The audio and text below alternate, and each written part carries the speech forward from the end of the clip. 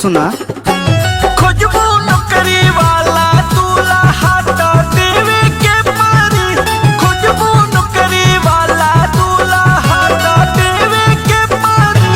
तोहरा पापा जी के टेंशन लेवे के परी, तोहरा पापा जी के टेंशन लेवे के परी।